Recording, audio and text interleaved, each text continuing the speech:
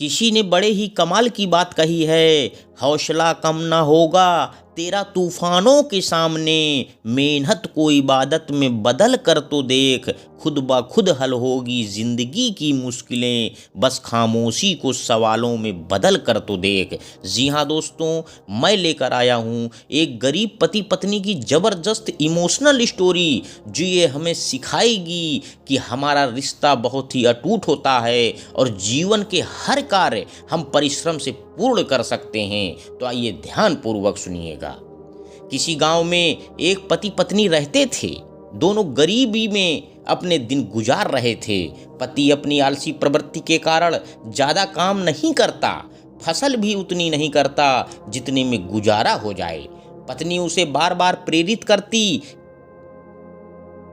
लेकिन पति उसकी बात को अनसुना कर देता। हमेशा मेहनत करने से बचता और अपने भाग्य को कोसता रहता। एक दिन गांव में कोई साधु आया।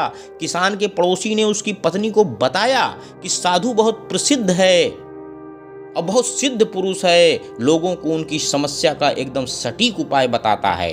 किसान की पत्नी साधु के पास गई। उसने साधु को समस्या बताई। साधु ने कहा, तुम्हारा पति मेहनत नहीं कर सकता, वो आलसी है, उसे परिश्रम का महत्व समझना होगा। पत्नी ने कहा, महाराज मैं उन्हें समझाती हूँ लेकिन वे मानते नहीं हैं। साधु ने कहा, अगर पति मेहनत नहीं कर सकता तो उसे तपस्या करने को कहो। अगर स्वर्ग जैसा सुख चाहिए तो स्वर्ग के राजा इंद्र को प्रसन्न करे। साधु ने उसे एक मंत्र और तपस्या की विधि बता दी। पत्नी खुश होकर लौटी और पति को पूरी बात बताई। पति तपस्या के विचार से खुश हो गया। कुछ करना नहीं है, एक जगह बैठना तो ही है। दोनों ने तपस्या शुरू की। शुरुआत में ध्यान साधने और तप जाप में थोड़ी समस्या आई, लेकिन धीरे धीरे ध्यान भी लगने लगा और मंत्र जाप भी अच्छे से होने लगा। कुछ दिनों में दोनों ध्यान में पारंगत हो गए। एक दिन ऐसा भी आ गया जब दोनों गहन समाधि में पहुंच गए। मंत्र फलित हुआ और तपस्या से खुश होकर भगवान इंद्र प्रकट हुए। दोनों हाथ जोड़कर खड़े हो गए। इंद्र ने कहा, मैं तुम दोनों की तपस्या से प्रसन्न हूँ। तुमने स्वर्ग जैसे सुख और धन के लिए तपस्या की है। मैं तुम्हें ऐसा वरदान देता हूँ कि तुम्हारे घर में कभी धन का भंडार खत्म नहीं होगा, लेकिन इसके लिए तुम दोनों को अलग अलग रहना होगा। पति ने कहा, अलग क्यों रहना होगा, हम साथ रहेंगे। हमारा रिश्ता पति पत्नी का है, हम दोनों ने ही साथ में तपस्या की है। इंद्र ने कहा, इसलिए तुम दोनों को अलग अलग रहना होगा। जिस दिन तुम एक हो जाओगे मेरा वरदान समाप्त हो जाएगा, क्योंकि तुम दोनों ने अलग अलग तपस्या की है, इसलिए दोनों को अलग अलग फल मिलेगा। दोनों सोच में पड़ गए। पत्नी ने कहा, अगर इन्हें पूरा सुख मिलता है, धन की कमी नहीं रहती है, तो मैं इस वरदान के लिए तैयार हूँ। लेकिन पति ने कहा, मैं इससे अलग नहीं रह सकता, क्योंकि इतने दिन की तपस्या में इतना ज्ञान तो मुझे मिल ही गया है कि मेरी पत्नी मेरे सुख के लिए कितनी चिंतित है और आज भी ये मेरे सुख के लिए मुझसे अलग रहने को तैयार है।